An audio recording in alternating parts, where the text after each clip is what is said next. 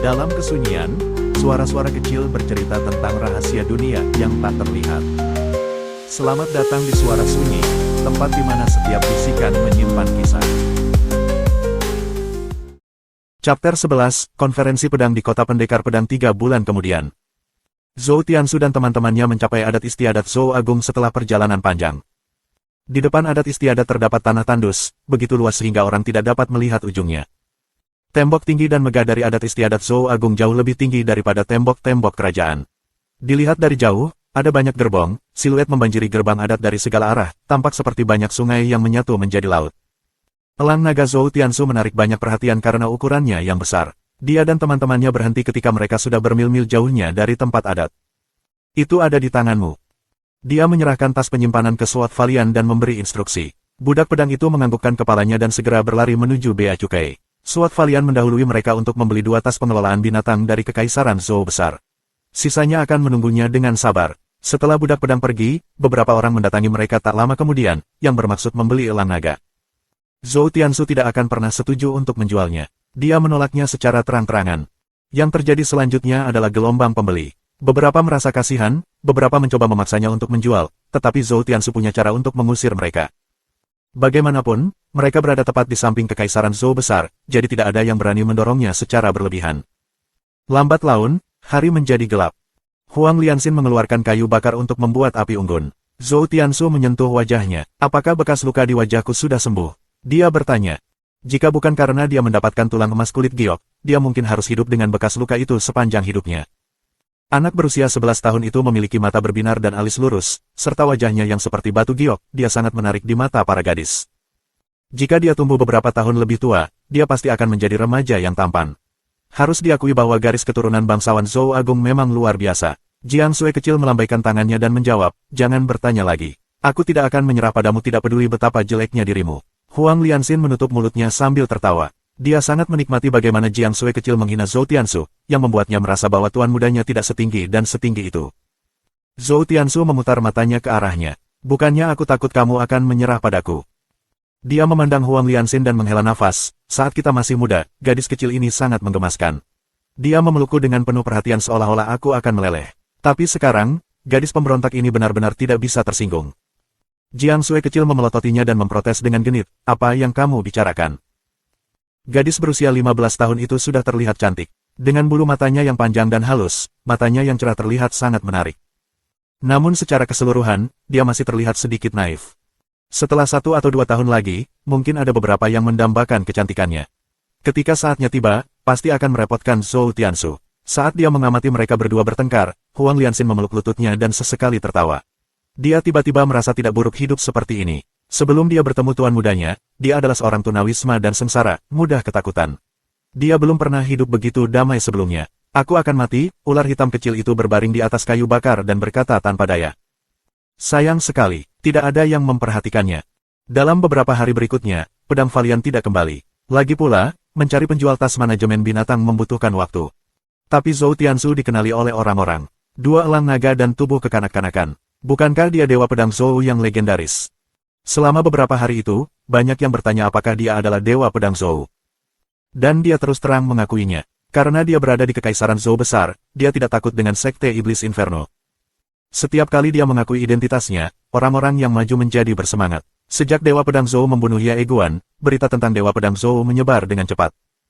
Kehendak pedang ganda. 9 pedang.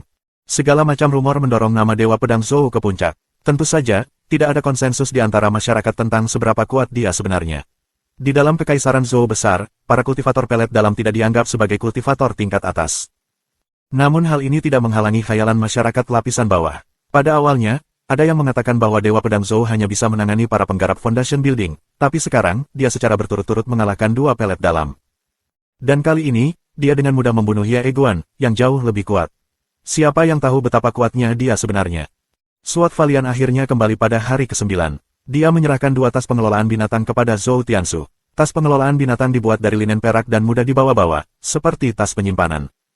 Ada formasi mantra di dalam tas, yang membutuhkan darah untuk diikat ke pemiliknya. Tentu saja, itu bukan darah Zhou Tianxu, tapi elang naga. Segera, dia membiarkan elang naga masuk ke dalam tasnya masing-masing dan kemudian melepaskannya lagi. Setelah itu, dia menanyakan perasaan mereka. Kedua raksasa itu tampak sangat bersemangat dan merasa nyaman dan hangat di dalam. Zhou Tiansu merasa lega melihat ini. Dia tidak ingin mempersulit mereka. Lihatlah tingkah laku mereka, bagaimana mereka bisa menjadi Raja Iblis. Pergi makan sial. Suara mendesing. Ahbik mengepakkan sayapnya, dan angin menerbangkan ular hitam dan hewan pengerat bermata tiga itu. Setelah mereka mendarat, keduanya mengalami gegar otak.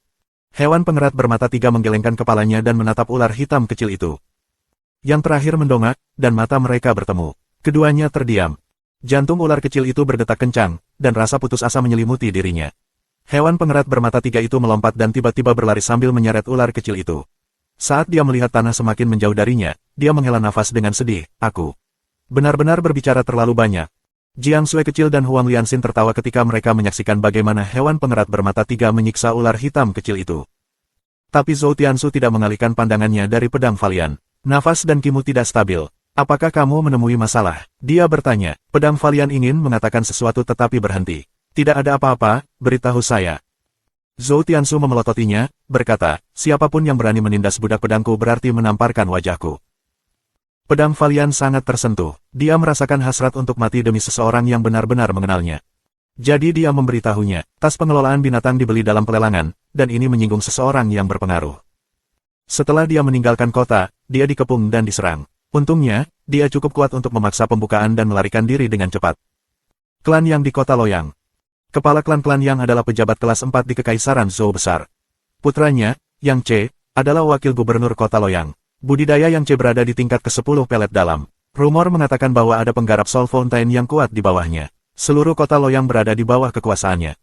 Jika Tuan ingin membalas dendam padaku, kamu bisa mengalahkan Yang Ce selama konferensi pedang. Setelah Anda menang, Anda mendapat perlindungan dari Xie Wuyu. Klan yang tidak akan berani melakukan apapun padamu tidak peduli betapa mereka membencimu. Zhou Tiansu menyipitkan matanya. Bisakah ada pembunuhan di konferensi pedang? Ketika budak pedangnya dikepung, niat mereka adalah membunuh budak pedangnya. Sekadar memberi mereka pelajaran tidak akan berhasil. Pedang pemberani memahami maksud Zhou Tiansu dan menjawab, pedang adalah senjata tajam. Jika kecelakaan terjadi dalam pertarungan sengit, itu tidak melanggar aturan. Di dunia ini, yang berkuasa adalah yang tertinggi. Mereka yang berani berpartisipasi dalam konferensi pedang mempertaruhkan nyawanya. Zhou Tiansu mengangguk, kami akan pindah besok untuk mendaftar ke konferensi pedang. Pada pagi hari kedua, rombongan memasuki kota. Tempat konferensi pedang berada di kota Pendekar Pedang, yang dekat dengan kota Loyang. Pendekar Pedang adalah gelar Xie Wuyu ketika dia masih muda. Tahun itu, dia juga masuk dalam papan peringkat pahlawan dan peringkat reputasi Zhou Agung. Ketenarannya sebanding dengan Xiao Jinghong saat ini. Tidak ada kendala dalam perjalanan mereka. Dalam 3 hari, mereka tiba di kota Pendekar Pedang. Dua pedang raksasa yang megah dan megah tergantung di gerbang kotanya dan orang-orang bisa merasakan pedang Qi yang perkasa bahkan ketika jaraknya masih sangat jauh. Zhou Tiansu bertemu dengan seseorang yang dikenalnya saat dia memasuki kota. Zhang Tianjian sedang mendisiplinkan putranya, Zhang Ruyu, dengan tangan terlipat di dada. Berhentilah melebih-lebihkan Dewa Pedang Zhou sepanjang hari. Jika dia berani menghadiri konferensi pedang, aku akan membuktikannya padamu, siapa yang lebih kuat. Dia berteriak. Ketika konferensi pedang sudah dekat, Zhang Tianjian meninggalkan pekerjaannya dan segera membawa putranya ke kota Pendekar Pedang. Mereka tidak berjalan kaki seperti Zhou Tiansu dan teman-temannya, mereka melalui formasi mantra teleportasi. Setiap kerajaan di bawah Kekaisaran Zhou Besar memiliki formasi mantra teleportasi. Itu bisa mengangkut 10 orang setiap kali, jika ada invasi musuh. Akibatnya, mereka hanya membutuhkan waktu 2 hari untuk tiba dari kota lain di Kekaisaran Zhou Besar. Zhang Ruyu mengerutkan bibir saat mendengarkan gertakan ayahnya. Dia berpikir dalam hati, jika Dewa Pedang Zhou datang, kamu tidak akan membual seperti ini. Tidak jauh dari situ, Zhou Tiansu dan teman-temannya berhenti. Bukankah itu Zhang Tianjian dari Kerajaan Salju Selatan? Kata pedang Valian dengan alis yang dirajut. Dia berhubungan baik dengan Zhang Tianjian, tetapi ketika dia mendengar temannya membual, dia merasa agak tidak senang. Di sisi lain, Zhou Tiansu, Jiang Sui kecil, dan Huang Lianxin mengenali Zhang Ruyu. Zhou Tiansu melihat punggung Zhang Tianjian dan segera berjalan ke arahnya. Zhang Ruyu baru saja hendak membalas ketika dia melihat Zhou Tiansu dan teman-temannya. Matanya langsung terbuka lebar. Trik ini lagi, kata Zhang Tianjian sambil tertawa mencemooh. Kamu pikir aku akan percaya bahwa Dewa Pedang Zhou akan muncul tepat di belakangku? Bocah, bisakah kamu berhenti mengalihkan perhatianku dengan trik lama yang sama? Cobalah sesuatu yang berbeda. Tuan, Anda pikir Anda bisa mengalahkan saya? Zhou Tiansu berkata dengan suara kekanak-kanakan, dan wajah Zhang Tianjian membeku. Kotoran. Mungkinkah itu benar-benar Dewa Pedang Zhou? Dia segera berkeringat dingin dan menoleh ke belakang, berpura-pura tenang. Ketika dia melihat pedang utara Valian bersama Zhou Tiansu, hatinya bergetar. Ini akhir dari diriku. Jenderal Zhang, kamu sedikit terlalu angkuh. Pedang Valian mendengus. Dia tidak akan berani berbicara dengan Zhang Tianji seperti ini di masa lalu. Tapi sekarang Zhou Tiansu menjadi pilarnya. Rasa malu tertulis di seluruh wajah sang jenderal, dia tidak tahu harus menjawab apa. Zhang Ruyu maju dan memegang tangan Zhou Tiansu. Dewa Pedang Senior Zhou, apakah kamu akan berpartisipasi dalam konferensi pedang? Dia bertanya dengan penuh semangat. Suara nyaringnya langsung menyedot perhatian banyak orang. Secara budaya, orang-orang di kota pendekar pedang menyukai pedang, dan mereka yang datang ke kota ini sebagian besar adalah para penanam pedang. Tentu saja, mereka mendengar tentang Dewa Pedang Zhou, yang menjadi terkenal akhir-akhir ini. Pada saat itu, banyak mata tertuju pada Zhou Tiansu. Zhang Ruyu mulai mengungkapkan kekagumannya terhadap Dewa Pedang Zhou, dan Zhang Tianjian tiba-tiba merasa bahwa putranya sebenarnya tidak buruk. Dengan pujian seperti itu terhadap Dewa Pedang Zhou, bagaimana Dewa Pedang Zhou bisa mengejarnya lebih jauh? Dia menghela nafas dalam hatinya, lain kali dia harus lebih berhati-hati dan tidak menyombongkan diri di depan umum. Ini sungguh memalukan, jadi itu Dewa Pedang Zhou. Dia terlihat seperti anak kecil. Jangan tertipu dengan penampilan Dewa Pedang Zhou. Dia adalah seseorang yang bisa dengan mudah membunuh bahkan Ye Guan. Dia benar-benar Dewa Pedang Zhou. Apakah kamu tidak melihat pedang utara Valian mengikuti di belakangnya? Konferensi pedang ini akan sangat menghibur. Cek, saya tidak menyangka, selain pedang Gale Zhou Utara, Dewa Pedang Zhou juga akan datang. Orang-orang di gerbang kota berkomentar tentang Zhou Tiansu. Ada yang mengaguminya, ada yang mengejeknya, dan ada pula yang membencinya. Apakah pendaftaran konferensi pedang sudah dimulai? Zhou Tiansu bertanya, menyela pujian Zhang Ruyu yang tak henti-hentinya. Di mana itu? Zhang Ruyu mendengarnya. Dia segera menepuk dadanya sendiri dan berkata sambil tersenyum, biarkan aku membawamu ke sana. Zhou Tiansu tidak keberatan seseorang memimpin. Kelompok itu berjalan ke kota. Setelah ragu-ragu sebentar, Zhang Tianjian mengikuti mereka juga. Dia tidak tahu mengapa dia selalu merasa bahwa elang naga Dewa Pedang Zhou adalah dua telur elang naga yang dia temui tahun itu. Tentu saja dia tidak berani bertanya meski dia curiga. Sepanjang jalan, Zhang Ruyu terus mengobrol, memberitahu Zhou Tiansu lebih banyak tentang konferensi pedang ini. Orang yang paling kompetitif adalah pedang angin Zhou Utara dan pedang Zhao Chong. Judulnya, Pedang Zhou Gale Utara, mirip dengan pedang Valian Utara, namun pedang Gale Utara jauh lebih kuat dibandingkan pedang Gale Utara. Nama pedang Zhou Gale Utara mengacu pada wilayah utara Zhou besar. Dia menjadi terkenal di dalam Great Zhou, yang secara alami berbeda dengan pedang Valian Utara yang menjelajahi kerajaan. Pedang Zhao Chong dikabarkan adalah murid baru Raja Pedang. Dia memiliki hati pedang bawaan dan sangat berwawasan luas dalam jalan pedang. Dia mencapai inner pelet pada usia 18 tahun, dan tahun ini, dia berusia 20. Bakatnya hampir berada di urutan kedua setelah pangeran kedua Zhou Agung. Pedang Zhao Chong telah masuk ke dalam 50 besar di papan peringkat pahlawan Zhou Agung. Karena dia, banyak pejabat tinggi kaya dan kultivator kuat dari masing-masing sekte datang untuk menyaksikan pertarungan tersebut. Dan orang yang paling terkenal adalah pangeran ketujuh Great Zhou, Zhou Chengxin. Pangeran berusia 30 tahun itu memiliki bakat rata-rata dan hanya berada di tingkat 6 pencerahan. Bagi orang awam, budidayanya sudah di luar jangkauan, namun ia memiliki akses terhadap sumber daya Great Zhou dan semua makanan mewah yang ia konsumsi adalah bahan yang luar biasa untuk budidaya.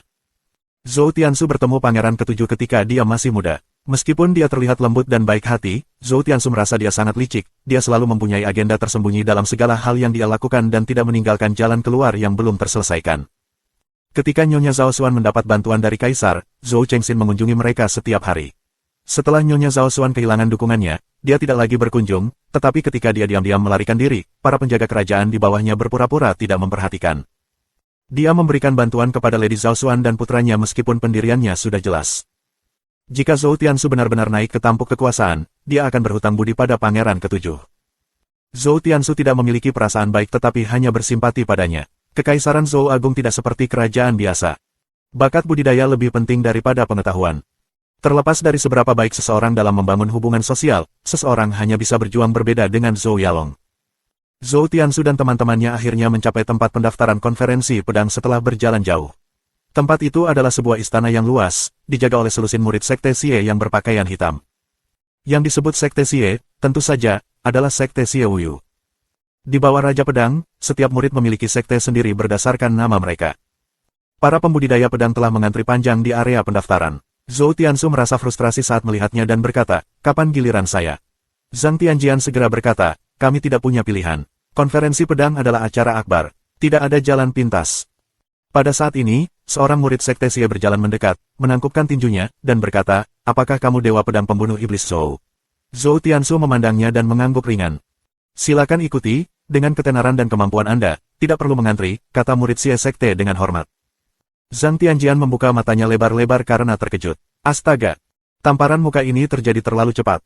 Zhou Tiansu melirik Zhang Tianjian dan berkata kepada pedang Valian Utara dan yang lainnya, tunggu aku di sini. Setiap konferensi pedang hanya mengizinkan satu pemenang. Pedang Valian Utara pasti tidak bisa mengalahkan tuannya, jadi dia tidak berpartisipasi. Perlu disebutkan bahwa pemenang sebelumnya tidak dapat berpartisipasi lagi. Selain itu, tidak ada seorang pun yang dapat mengamati konferensi pedang lebih dari 3 kali. Jika tidak, pemenang masa lalu akan datang untuk mengambil teknik dari perpustakaan pedang berulang kali. Karena itu, Zhou Tiansu mengikuti murid Sekte Xie dan berjalan melewati antrian panjang, yang menarik perhatian semua pembudidaya pedang di sana. Dewa pedang Zhou memang, Zhang Ruyu berkata, penuh kekaguman. Zhang Tianjian, sebaliknya, sangat malu sehingga dia ingin menggali lubang dan bersembunyi di dalam. Setelah Zhou Tiansu memasuki istana, dia bisa melihat artefak ajaib yang sangat besar. Ada juga batu-batu besar, formasi mantra, dan tumpukan pelat besi mirip batu giling. Para pembudidaya pedang dalam antrian memandangnya. Pendaftaran konferensi pedang memiliki tahapan yang berbeda-beda. Setelah melewati semua tahapan, pembudidaya pedang akan pergi dari belakang aula utama. Kamu pasti dewa pedang Zhou yang terkenal. Saat ini, Zhou Tiansu mendengar tawa ringan. Dia melihat ke belakang sambil mengangkat alisnya. Suatu kebetulan, itu adalah pangeran ketujuh Great Zhou, Zhou Chengxin. Zhou Chengxin anggun dan tampan. Dia mengenakan jubah hitam bersulam pola kilin dan memegang kipas lipat di tangannya. Dia sedikit terpesona saat matanya bertemu dengan mata Zhou Tiansu. Kenapa wajah dewa pedang Zhou tampak familiar? Anda? Zhou Tiansu berpura-pura tidak mengenal Zhou Chengxin dan bertanya dengan tenang. Zhou Chengxin hanya melihatnya ketika dia masih muda. Tidak mungkin pangeran ketujuh bisa mengidentifikasinya. Saya adalah pangeran ketujuh dari Zhou Agung, Zhou Chengxin. Aku sudah lama menjadi pengagummu. Zhou Chengxin berkata sambil tersenyum sambil mengipasi dirinya sendiri. Dia mengungkapkan identitasnya sehingga Zhou Tiansu bisa menghadapinya secara langsung. Mengatakan bahwa dia mengagumi Zhou Tiansu adalah murni sikap sopan.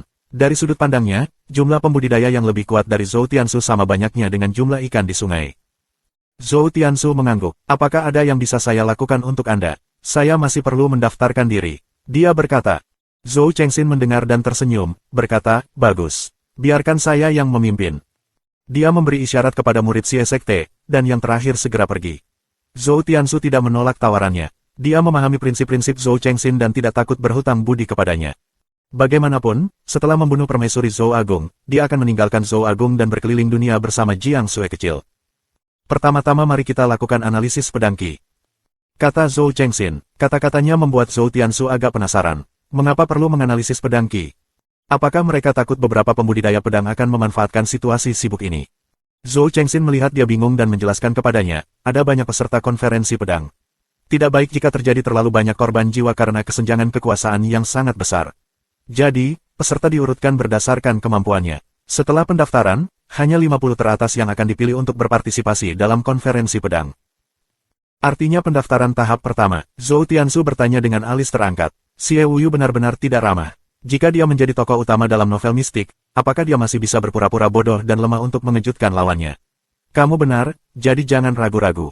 Jika Anda terpilih dalam hasil pendaftaran, Anda akan dipermalukan. Zhou Chengxin berkata sambil tersenyum. Mengikuti petunjuknya, Zhou Sunaji dengan cepat mencapai tahap pedang Qi. Ada bongkahan batu besi yang membentang dengan lebar 3 meter dan tinggi 6 meter. Ada banyak bekas tebasan dengan kedalaman berbeda. Ada 10 batu besi di aula, disusun menjadi 3 baris, dan para penggarap mengantri di depan setiap batu. Ini adalah pedang Qi Rock. Hasil evaluasi akan ditentukan oleh kedalaman potongan yang dibuat oleh pedang Qi Anda. Zhou Chengxin berkata, lalu dia berjalan ke depan untuk berbicara dengan murid Xie Sekte di seberangnya. Murid Xie Sekte itu segera meminta mereka yang sedang mengantri untuk membuat cadangan. Mengapa dia harus memotong antrian? Seorang pria berotot berteriak dengan suara yang dalam. Mereka yang datang untuk berpartisipasi dalam konferensi pedang semuanya sangat kompeten, tidak ada yang mau mengantri. Zhou Chengxin meliriknya dan berkata, ini adalah dewa pedang Zhou di peringkat reputasi Zhou Agung. Jika kamu bisa masuk ke peringkat reputasi Great Zhou, kamu juga bisa memotong antriannya. Wah! Keributan besar muncul di antara para murid yang sedang mengantri. Pria berotot itu kaget dan segera mundur. Zhou Tiansu menghadapi kerumunan yang memandangnya dengan aneh dan berjalan ke pedang Qi Rock tanpa ekspresi apapun. Ada tali merah 3 meter dari batu pedang Qi. Tidak ada pelanggaran yang diizinkan. Murid Sekte Xie pertama-tama mengeluarkan sepotong batu giok putih dan menuliskan dewa pedang Zhou di permukaannya dengan jari-jarinya. Selanjutnya, 3 kata seukuran lalat muncul di sudut kiri atas batu giok. Zhou Tiansu merasa penasaran, mantra apa itu tadi?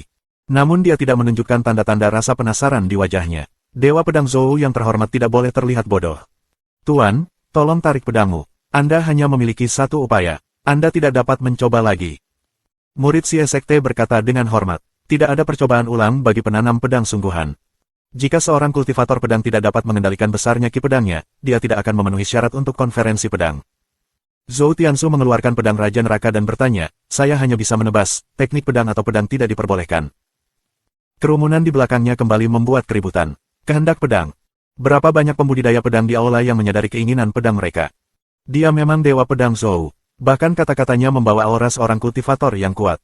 Murid Xie Sekte bingung. Tentu saja bisa, tapi hanya ada satu aliran pedang ki. Jika ada lebih dari satu, Anda akan gagal dalam evaluasi. Dia membalas. Zhou Tiansu mendengarnya dan membalikkan tangan kanannya. Pedang Raja Neraka berputar di tangannya, pancarannya menarik perhatian para penggarap pedang di antrian lainnya. Dia memegang pedang Raja Neraka dalam genggaman terbalik dan langsung masuk ke mode kehendak pedang pemutus vena trisumber. Rambut hitamnya menari-nari meski tidak ada angin, dan pakaian hitamnya berkibar. Aura yang tak terlukiskan meledak dan menarik perhatian semua orang di aula. Di ujung aula, seorang pria berseragam Xie Sekte berdiri di atas alas batu. Dia memiliki postur tegak, kulit kecoklatan, dan hanya satu mata. Siapa anak ini? Dia bertanya sambil menatap Zhou Tiansu. Seorang murid yang berjalan ke arahnya menjawab, Dewa Pedang Zhou. Diterima secara pribadi oleh Pangeran Ketujuh. Dia memperhatikan Dewa Pedang Zhou saat anak itu memasuki kota. Dewa Pedang Zhou. Pria bermata satu itu menyipitkan matanya dan mendengus. Ada rumor di antara orang-orang yang membangkitkan ketidaksukaannya terhadap Dewa Pedang Zhou. Bagaimana mereka bisa mengatakan bahwa Dewa Pedang Zhou sebanding dengan Raja Pedang? Lelucon yang luar biasa. Ini merupakan penghinaan terhadap Raja Pedang Zhou Agung. Namun dengan Pangeran Ketujuh di sisi anak itu, dia tidak berani membuat masalah. Dia ingin melihat betapa kuatnya Dewa Pedang Zhou. Saat dia melihat Zhou Tiansu memasuki mode pedang, dia tertawa dengan jijik. Dengan pedang seperti itu, sepertinya dia belum mencapai pelet dalam.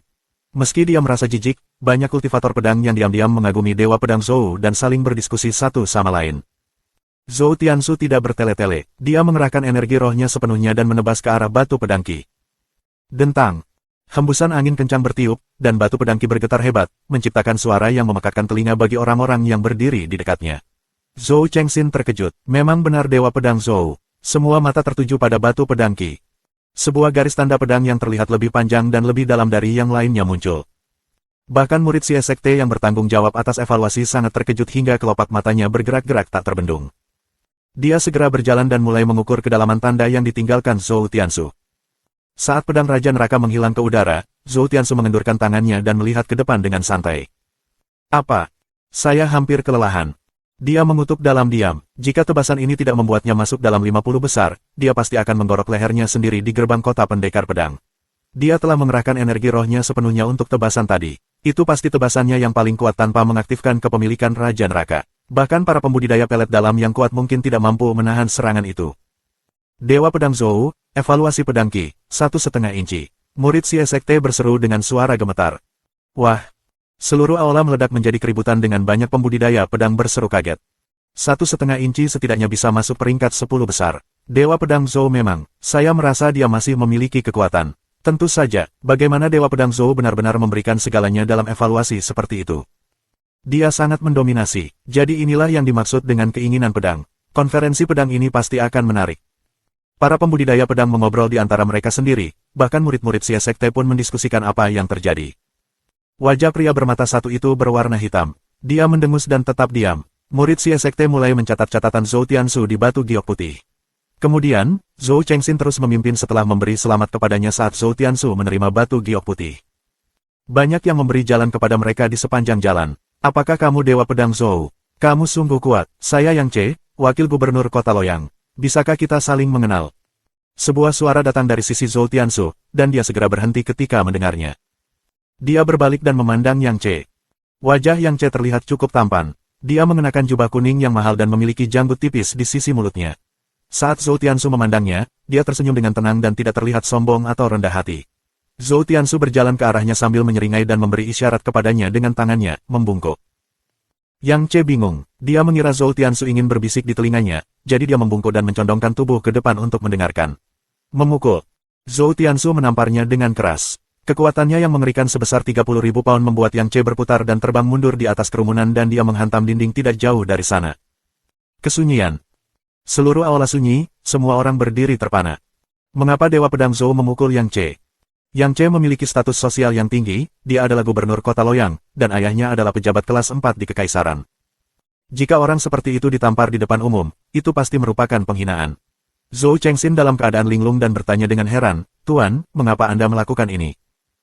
Yang Che adalah bagian dari keluarga pejabat Agung Zhou. Sebagai pangeran ketujuh, itu bukanlah sesuatu yang bisa dia abaikan. Zhou Tiansu berkata, "Budak pedangku pergi ke kota Loyang untuk membeli tas pengelolaan binatang, tetapi orang ini tidak dapat mengalahkan budak pedangku. Dia memiliki kebencian di dalam hatinya dan memerintahkan bawahannya untuk membunuh budak pedangku di luar kota." Jadi itu alasannya. Dengan penjelasannya, semua orang tiba-tiba menyadari dan memandang Yang Che dengan hina. Mereka memutuskan dalam hati untuk tidak membeli apapun dari kota Loyang lagi, karena itu akan terlalu berbahaya. Zhou Chengxin menyipitkan matanya. Jika memang demikian, maka Yang Che melanggar hukum negara. Jika ada terlalu banyak orang tercela di Zhou Agung, hal itu akan merusak citra kekaisaran sehingga tidak memiliki kekuatan untuk memaksakan kerajaan. Kerajaan lain juga akan mengejek Zhou Agung. Yang Che merangkak dengan marah dan menutupi wajahnya yang bengkak. "Pria itu adalah budak pedangmu," dia berkata sambil mengertakkan gigi. Zhou Chengxin memandangnya seolah-olah dia sedang melihat orang bodoh. Sungguh babi. Jika dia adalah Yang Che, dia pasti akan berpura-pura tidak tahu tentang hal ini. Zhou Tiansu meliriknya dan berkata, "Sebaiknya kamu berdoa agar aku bukan lawanmu selama konferensi pedang. Pedangku buta, berhati-hatilah agar tidak menggorok lehermu." Aura pembunuh mengunci Yang Che, yang membuat tulang punggungnya merinding. Bahkan pedang peminum darah, yang penuh dengan kejahatan, mati di tangan Zhou Tiansu. Selain itu, Zhou Tiansu juga telah membunuh ribuan perampok, sehingga dia sudah membentuk aura pembunuhannya sejak lama, yang membuat semua orang di tempat kejadian khawatir. "Memalukan, beraninya kamu bersikap kurang ajar dalam evaluasi konferensi pedang." Pada saat ini, pria bermata satu itu berteriak dengan eksplosif. Dia berjalan dengan sikap mengancam, seolah-olah dia akan mencabik-cabik Zhou Tiansu. Zhou Tiansu menatapnya tanpa ekspresi dan menunggu untuk melihat apa yang akan dia lakukan. Zhou Chengxin maju selangkah dan tersenyum lembut, "Diakon Zhang, mari kita istirahatkan apa yang terjadi hari ini. Karena tidak ada korban jiwa, jangan dibesar-besarkan lagi, jangan sampai kita menjadi bahan tertawaan." Pria bermata satu itu menghentikan langkahnya dengan wajah hitam saat dia menghadap Zhou Chengxin. Xie Wuyu telah menginstruksikan dia untuk menunjukkan keramahan yang murah hati terhadap Zhou Chengxin, bagaimana dia berani menolak saran Zhou Chengxin. Dia mendengus dingin dan menatap Zhou Tiansu. "Jika kamu melakukannya lagi, aku akan segera mengantarmu keluar kota ini." Seorang diakon biasa mampu melakukan itu. Zhou Tiansu tertawa dengan jijik. Ada berbagai macam pemimpi di dunia ini. Setelah pria bermata satu itu pergi, Yang Che juga pergi, tetapi sebelumnya dia menatap Zhou Tiansu dengan penuh kebencian. Dengan tebasan tadi, dia tahu bahwa dia tidak bisa mengalahkan Zhou Tiansu, mengapa tetap tinggal untuk penghinaan lebih lanjut. "Tuan, ikuti saya," kata Zhou Chengxin. Dia tersenyum seolah tidak ada konflik sekarang. Zhou Tiansu mengangguk dan mengikuti saudara laki-lakinya yang ibunya berbeda menuju tahap evaluasi berikutnya. Setelah dia melewati batu pedang Qi, tahap selanjutnya adalah memotong benang dari jarak jauh. 10 helai benang halus berdiri sekitar 30 meter darinya. Dia perlu memotong sebanyak mungkin helai benang halus hanya dengan satu tebasan pedang Qi. Zhou Tiansu mengaktifkan Fury Sword Wheel. Pedang Qi-nya yang menyala mampu memotong 5 helai benang meskipun jaraknya sangat jauh satu sama lain. Meskipun 5 bukanlah skor maksimal, namun itu dianggap sebagai hasil yang sangat baik. Lagi pula, setiap helai benang halus berjarak sekitar 6 hingga 7 meter. Tahap ketiga adalah evaluasi wawasan. Ada total 7 teknik pedang, yang masing-masing berada di 4 tingkatan di kelas kuning dan masing-masing tingkat rendah, menengah, dan atas. Peserta harus menghafal satu teknik pedang dan mempelajarinya dalam waktu membakar dupa, biasanya sekitar setengah jam. Semakin tinggi tingkatan dan tingkatan teknik pedang yang dipelajari, semakin baik hasil yang diperoleh peserta. Setiap peserta evaluasi memiliki ruangan terisolasi yang diam-diam dilengkapi dengan mekanisme untuk memblokir penginderaan spiritual untuk mencegah kecurangan. Zhou Tiansu melihat batang dupa yang lebih ramping dari biasanya, tebalnya kurang dari 4 inci, dan memperkirakan batang dupa tersebut akan terbakar dalam waktu 5 menit. Dalam keadaan seperti itu, untuk memastikan hasil, kebanyakan orang tidak akan mengambil risiko tinggi. Untuk tahap ini, Diaken dari Sekte Xie bertanggung jawab, untuk mencegah bocornya teknik pedang. Tapi Zhou Tiansu memilih teknik pedang tingkat atas kelas hitam tanpa ragu-ragu. 36 Jalan Pedang Giok Xiao. TL, Xiao mengacu pada instrumen mirip seruling bambu vertikal, dia membalik-balik manual teknik dan mengingat setiap gerakan dengan bantuan roh pedang. Dia segera mulai mempraktikkannya. Pedang di tangannya adalah pedang pemotong angin. Itu lincah dan tajam, yang cocok untuk pedang Xiao Giok 36 jalan. Setelah dupa selesai terbakar, Zhou Tiansu pergi dengan batu giok putih di tangannya. Diakon di belakangnya bingung dan bergumam, monster, monster. Bahkan Master Sekte Xiao Yu tidak jahat seperti dia. Dalam waktu sebatang dupa, anak ini mempelajari teknik pedang kelas hitam tingkat tertinggi, pedang Xiao Giok 36 jalan, dan mencapai skor maksimal. Zhou Chengxin berkata sambil tersenyum saat dia melihat Zhou Tiansu berjalan keluar, untuk berjaga-jaga, berikan giok putihmu kepadaku, aku akan mengirimkannya untukmu. Zhou Tiansu menganggukkan kepalanya. Ia juga khawatir pria bermata satu itu akan membatalkan hasilnya. Zhou Chengxin mengambil token giok putih itu dan meliriknya sambil tersenyum. Dengan kemampuan Dewa Pedang Zhou, kamu setidaknya akan memilih tingkat tertinggi dari kelas kuning. Dia dengan santai melihat dan tertegun. Tunggu. Dia membuka matanya lebar-lebar seolah dia melihat hantu. Tangannya gemetar setelah dia melihat dengan jelas apa yang tertulis di batu giok putih dan hampir menjatuhkan token itu ke lantai. Untungnya, dia cepat merespons dan menangkapnya. Tingkat atas kelas hitam. Bagaimana mungkin? Zhou Chengxin menyukai jalan pedang, jadi dalam hatinya dia tahu bahwa ini adalah hal yang mustahil. Dengan waktu yang sangat sedikit, Zhou Tiansu melambaikan tangannya. Saya akan mengambil cuti dulu. Tolong beritahu saya ketika waktunya tiba. Saya yakin Anda punya cara untuk mengetahui di mana saya akan berada, katanya sebelum berbalik dan berjalan menuju gerbang aula. Setelah Zhou Chengxin sadar, dia segera berseru, Tuan, ayo kita minum dalam waktu dekat. Zhou Tiansu melambaikan tangannya tanpa menoleh ke belakang dan berjalan keluar dengan elegan. Dewa Pedang Zhou memang, dia tidak bisa menahan diri untuk tidak berseru. Dengan pemahaman mendalam tentang jalan pedang, bahkan pedang Zhao Chong pun mungkin tidak bisa dibandingkan dengannya. Di bawah kekaguman banyak pembudidaya pedang, Zhou Tiansu berjalan keluar aula untuk mencari Jiang Sui kecil dan yang lainnya. Kamu baru saja membalaskan dendam pedang Valian. Jiang Sui kecil bertanya dengan penuh semangat. Pedang Valian Utara juga memandang Zhou Tiansu, dengan penuh rasa terima kasih. Yang Ce berjalan keluar dengan wajah bengkak dan mulai berteriak pada pedang Valian Utara saat dia melihatnya. Dia bahkan ingin menghajarnya. Zhou Tiansu berkata dengan tenang, ini bukanlah akhir. Itu hanya pengingat baginya bahwa dia menyinggung seseorang yang tidak boleh dianggap enteng. Zhang Ruyu, yang berdiri di sampingnya, hampir berlutut untuknya. Wakil Gubernur Kota Loyang ditampar begitu saja. Sungguh mendominasi. Zhang Tianjian menelan ludah dalam diam dan menyentuh wajahnya sendiri secara naluriah. Ayo pergi dan cari penginapan, kata Zhou Tiansu. Tidak ada yang keberatan. Zhang Ruyu segera memegang ayahnya dan berkata kepada Zhou Tiansu, mengapa tinggal di penginapan? Kami memiliki tempat tinggal di kota pendekar pedang. Zhou Tiansu mengangkat alisnya. Kamu sangat kaya. Zhang Tianjian tersenyum dan berkata terus terang, ya, Tuan, mengapa Anda tidak ikut dengan kami? Kami pasti akan menunjukkan kepada Anda keramah tamahan yang murah hati. Pak.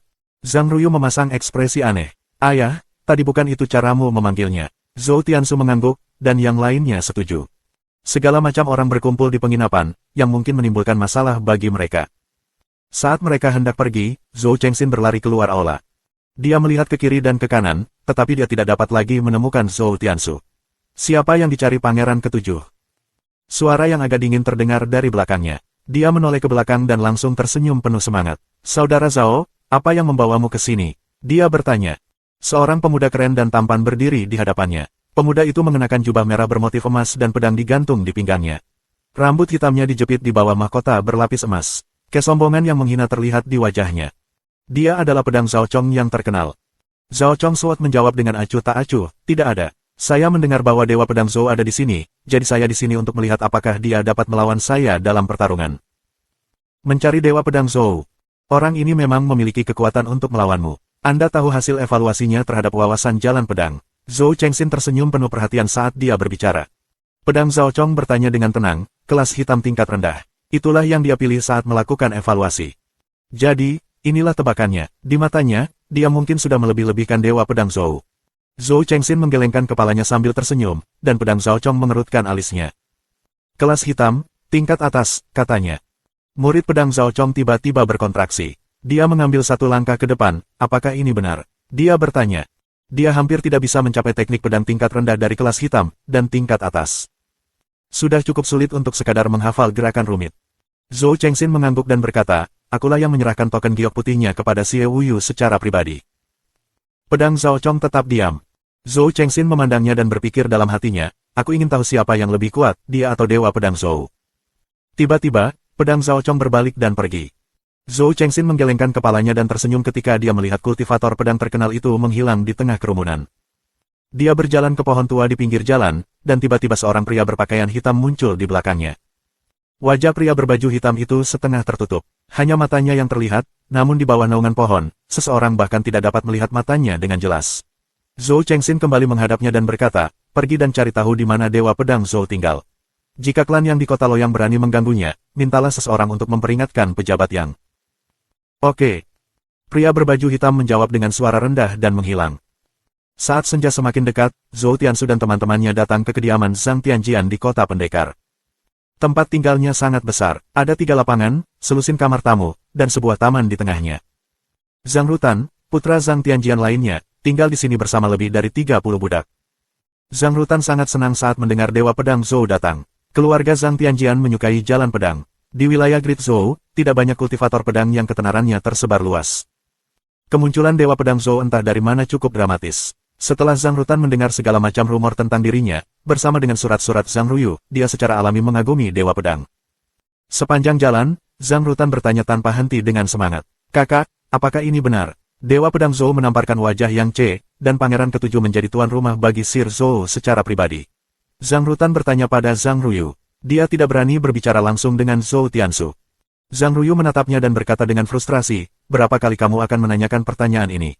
Tuan Dewa Pedang Zhou ada di belakang kita. Jangan membodohi dirimu sendiri. Mendengar ini, Zhang Rutan kembali menatap Zhou Tiansu dengan malu dan terus memimpin. Pedang Valian Utara tinggal di sebuah gubuk sementara Huang Lianxin tinggal di gubuk lain. Zhou Tiansu dan Little Jiangxue masih tinggal di kamar yang sama. Gadis itu sepertinya tidak memiliki rasa malu sama sekali dan tidak tega menjalaninya. Selain desa Green River, dia jarang mengunjungi tempat-tempat yang padat penduduknya. Tidak tinggal bersama Zhou Tiansu akan membuatnya takut. Ketiga kamar tamu itu saling terhubung sehingga mereka bisa saling mengawasi. Malam itu, Zhang Tianjian mengadakan pesta untuk Zhou Tiansu dan teman-temannya. Setelah minum 3 putaran anggur, Zhang Tianjian menghela nafas. Tuan, awalnya saya meragukan Anda, karena Anda terlalu legendaris. Anda membutuhkan waktu yang singkat untuk menjadi terkenal. Sekarang, aku sangat mengagumimu. Saya sangat yakin. Pedang Valian Utara memutar matanya.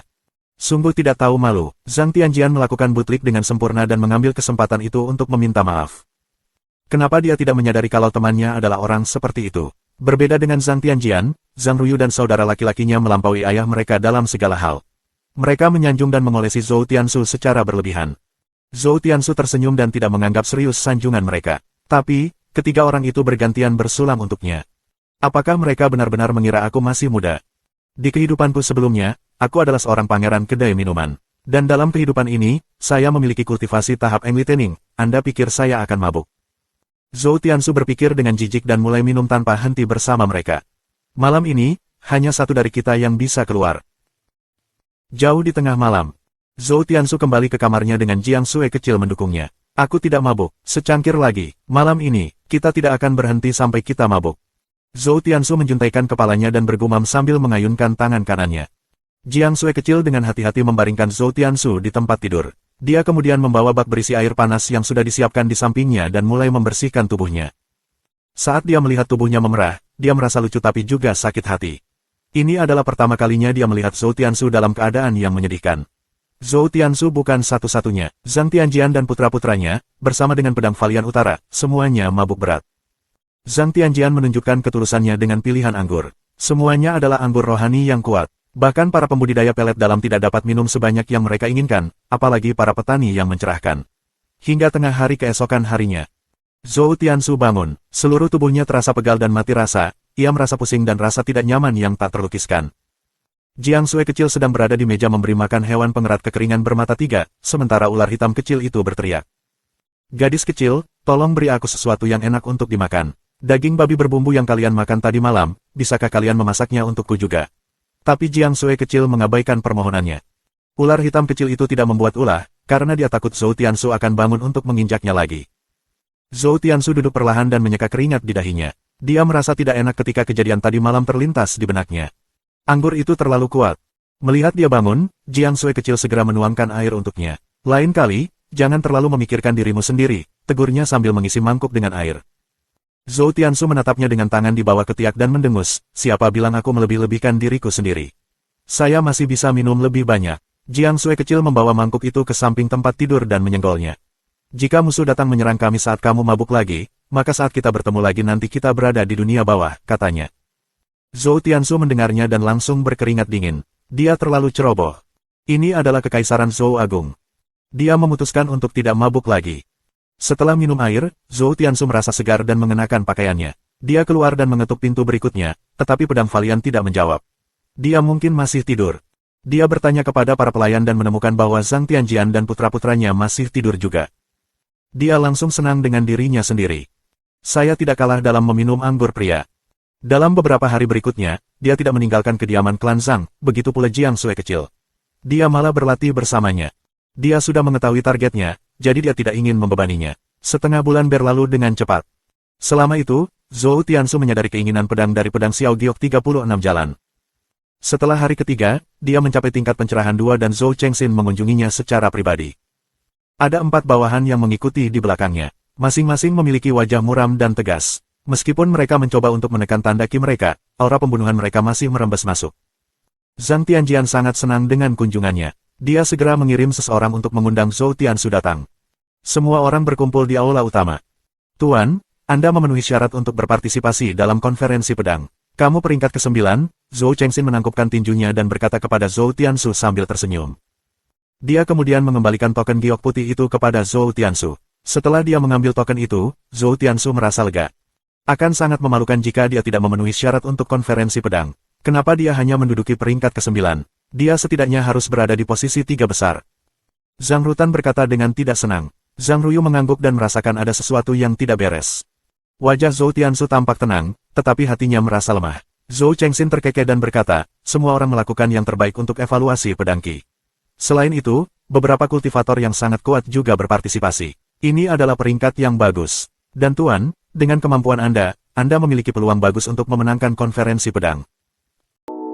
Dalam sunyi, kita menemukan makna, dan di setiap kata, ada jiwa yang bicara. Tetap bersama kami, di Suara Sunyi.